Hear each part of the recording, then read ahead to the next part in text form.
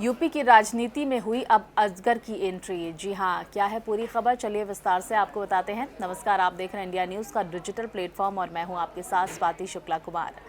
तो आपको बता दें, लोकसभा चुनाव को लेकर यूपी में सियासी हलचल काफ़ी तेज़ हो गई है और इस बीच महान दल के नेता केशव देव मौर्य ने कांग्रेस को लेकर बड़ा बयान दिया है और सपा को छोटे दलों के साथ गठबंधन करने की सलाह दी है।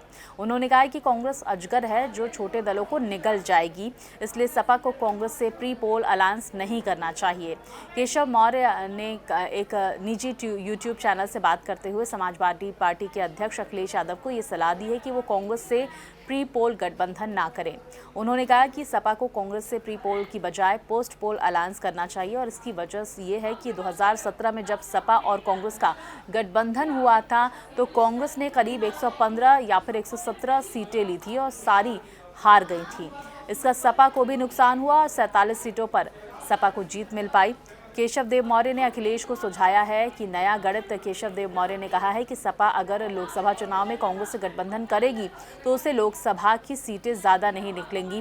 कांग्रेस कम सीटें तो लेगी नहीं।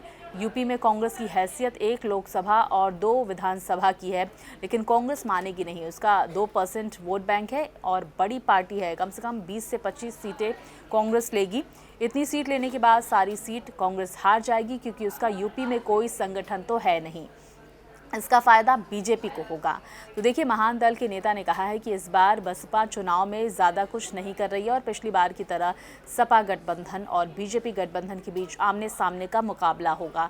सपा और बीजेपी के साथ जहां कांग्रेस कमज़ोर होगी वहां की सारी सीटें बीजेपी जीत जाएगी।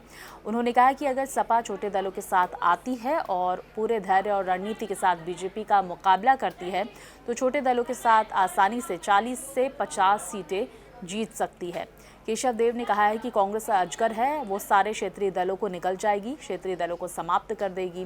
बीजेपी और कांग्रेस में कोई अंतर नहीं है। तो फिलहाल इस तरह की बातें केशव देव मौर्य की तरफ से अखिलेश यादव को कही गई और उन्हें ये एडवाइस दिया गया। आपको ये वीडियो पसंद आया हो तो लाइक, शेयर और कमेंट करें।